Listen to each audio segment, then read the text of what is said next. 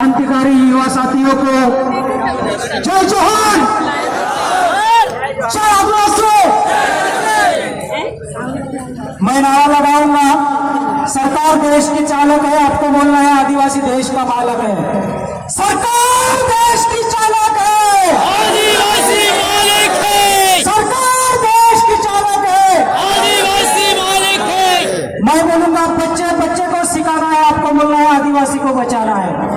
बच्चे बच्चे को सिखाना है, आदिवासी को बचाना है। बच्चे बच्चे को सिखाना है, आदिवासी को बचाना है। जोहार साथियों, मध्य प्रदेश की इस आदिवासी पूर्वजों की मूल भूमि, भारत के मूल मालिक हमारे तमाम आदिवासी क्रांतिकारी योद्धाओं की, शहीद महामानवों की जो मूल भूमि है, इस भूमि को नमन करते हुए मैं अपने विचार रखूंगा। साथियों, हम लोग सामाजिक वेदना, सामाजिक दर्द, सामाजिक संवेदना व्यक्त करने के लिए यहाँ खातेगांव में एकत्रित हुए हैं। मैं सेंधवा विधानसभा क्षेत्र, जिला बड़वानी सतपुड़ा क्षेत्र से आया हूँ। हमारे विधायक महोदय आदरणीय मोन्टू सोलंकी के नेतृत्व में हम लोग शायद ही इस कार्यक्रम में सबसे ज्यादा 80 से 90 गाड़ी लेके आए हम लोग। तो साथियों, हमको इस पूरे देशव्यापी साजिश को समझना पड़ेगा कि ये जो जमीन लूटी जा रही है, ये जो जमीन लूटी जा रही है, इसके पीछे के मुख्य कारण और कारक कौन है। जब तक हम इसकी तह तक नहीं जाएंगे, इसका अध्ययन नहीं करेंगे, हमको ये लुटेरी व्यवस्था और नीतियां पता नहीं चलेगी।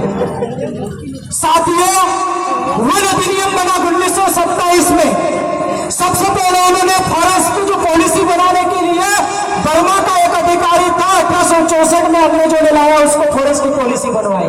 वन अधिनियम बना 1927। उसके बाद में जो है नेशनल फॉरेस्ट पॉलिसी बनी 1980 की।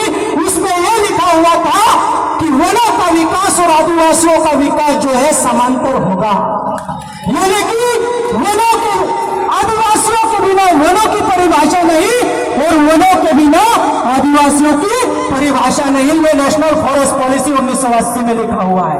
फिर उन्होंने एक साजिश लाई। क्या किया उन्होंने? फिर 2005 के पहले संसद के लगभग 200 सांसदों ने सामाजिक जन संगठनों के साथ में पूरे भारत में एक सर्वे किया कि आदिवासी वन भूमि से वंचित है, इनको वनों का हक मिलना चाहिए। लगभग संसद के 150 सांसदों और जन संगठनों ने इसका सर्वे गवर्नमेंट को दिया। तो भारत की संसद ने यह मान के किया कि हाँ, इस देश में जो जल जंगल जमीन का असली मालिक है, आदिवासियों के साथ में ऐतिहासिक अन्याय हुआ है, उनको वन जमीन के पट्टे दिया जाना चाहिए। इसलिए FRA 2006 आया। 13/12/2005 के पहले जंगलों में रहने वाले आदिवासी 2 दंपति के नाम पे 10 एकड़ जमीन देने का प्रावधान बना। ये 5th शेड्यूल एरिया में संशोधन किया गया। जब हम लोगों ने 5वीं और 6वीं अनुसूची जो हमारे पूर्वजों द्वारा अंग्रेजों से लड़ झगड़ के जो रिजर्व करवाई गई टेरिटोरी थी, हमारा स्वशासन स्वायत्त वाला क्षेत्र था, वो स्वशासन और स्वायत्त माना, तो इन्होंने उसमें संशोधन करके छोटे छोटे कानून हमको दिए। 2006 का कानून आया। उसके बावजूद आज मध्य प्रदेश सरकार ने 5,45,000 हेक्टेयर वन भूमि आदिवासियों की छीन ली है भाइयों। और ये कैसे छीन रहे हैं?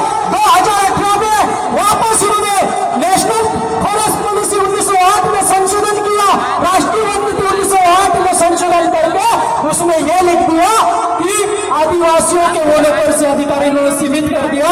और उसमें यह लिख दिया कि आदिवासियों को विस्थापित करके उस वनों की जमीन पे ऐसे पौधे लगाया जाए जिसका सिर्फ कमर्शियल बेनिफिट हो, यानी कि ऐसे पेड़ लगा रहे हैं जो सीधा फैक्ट्रियों में जाएंगे कटाई के लिए और इन शहरी सभ्यता के संसाधन उपलब्ध कराएंगे, उनके साधन बना रहे हैं लोग।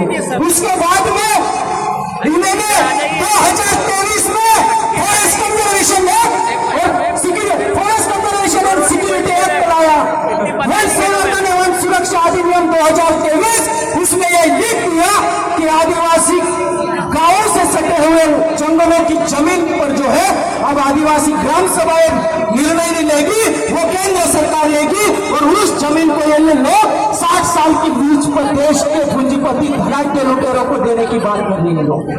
और उसके खिलाफ में हम लोग देश का पहला ऐसा संगठन था बिरसा ब्रिगेड कमीशन जो था, तमाम जोश साथियों के समर्थन में साथ से इस मामले को हम लोग सुप्रीम कोर्ट ले गए और ये केस जो है एडवोकेट बलराज मलिक साहब को दिया और पहली सुनवाई में सुप्रीम कोर्ट ने उस कानून पे स्टे लगाया हुआ है।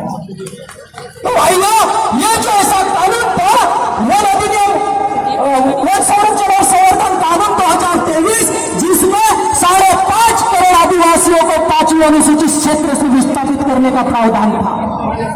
5.5 करोड़ आदिवासियों के वनों से बेदखल करने का कानून था भाइयों, और इसमें यह प्रावधान लिख दिया गया है कि 60 साल की लीज पे पूंजीपतियों को जमीन देंगे, उसके बाद में जो है आदिवासी क्षेत्रों में जो कानून है वो पुलिस चौकियां नहीं रहेगी, पुलिस स्टेशन खत्म किए जाएंगे, वहां पे आर्मी के सेंटर खुले जाएंगे, यानी सीधे वहां पे मिलिट्री रहेगी।